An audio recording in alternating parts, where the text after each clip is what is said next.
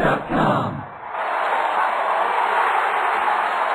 We have the #1 defense versus the #1 offense, and it's a mismatch. This is Brad Powers in the pregame.com studios just off the Vegas Strip. We're talking Super Bowl 51. We have the Falcons taking on the Patriots. And a lot of the Vegas pros think ranking New England's defense #1, overrated. And I'm going to be one of those guys. That's right. I do think the New England defense is overrated. Let's talk about them being #1. They're #1 in a key category, scoring defense. They only allow 15.6 points per game. But the main reason for that is the fact that they played the weakest schedule out of every team in the NFL, ranking number 32. Not only for just the overall opponent, but specifically the opposing offenses. So they got a lot of great stats skewed because of that weak schedule. Very weak opponents, even weaker offenses, even weaker quarterbacks. A whole bunch of stiffs. Yeah, not only are they playing the Jets quarterbacks a couple times a year, the Buffalo quarterbacks a couple times a year, but you can make a strong case that the second best quarterback they faced all year was Ryan Tannehill. I mean, look at some of these quarterbacks. They faced Jared Goff, the rookie who doesn't even belong in the league. They faced, the time they faced Pittsburgh in the regular season, it was Landry Jones, a backup, and then they're also playing whoever the hell Cleveland was starting at quarterback for that week.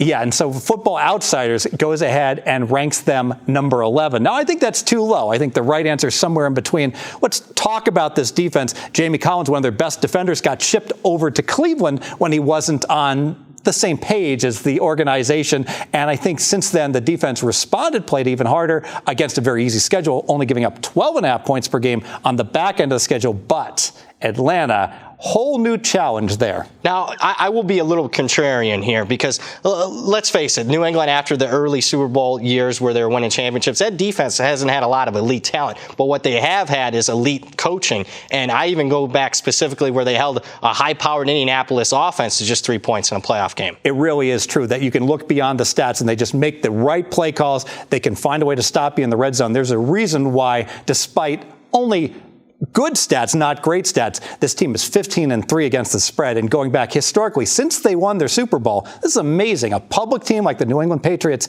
they are 58% against the spread, betting them every game. Your second key handicap. Yeah, let's talk about this matchup specifically with this Atlanta offense. And it's by far the best offense, and a strong case can be made, at least the hottest quarterback they've faced all year. And the thing about Atlanta is New England likes to take away your top playmaker, but with this Atlanta multi-dimensional offense, they have 5 or 6 playmakers, so you can take away that guy, and they can still beat you a variety of different ways. And even scarier, that top playmaker, Julio Jones, has been hurt the whole second half of the year, missed 2 games. Boy, he sure looked like it was 100% last week, and it's going to be an extreme thing to take away him and the rest of that offense. Yeah, and I think you could get a little bit of a culture shock here for this New England defense. I mean, best quarterback they faced in the regular season, Russell Wilson, was at home. Best quarterback they faced in the postseason was Big Ben. That was also a home. Now they're playing even better offense, but it's away from home this time. Yeah, you know, there's cross-sport props on this game. I'm going to do a cross-sport analogy. It's like a basketball team that's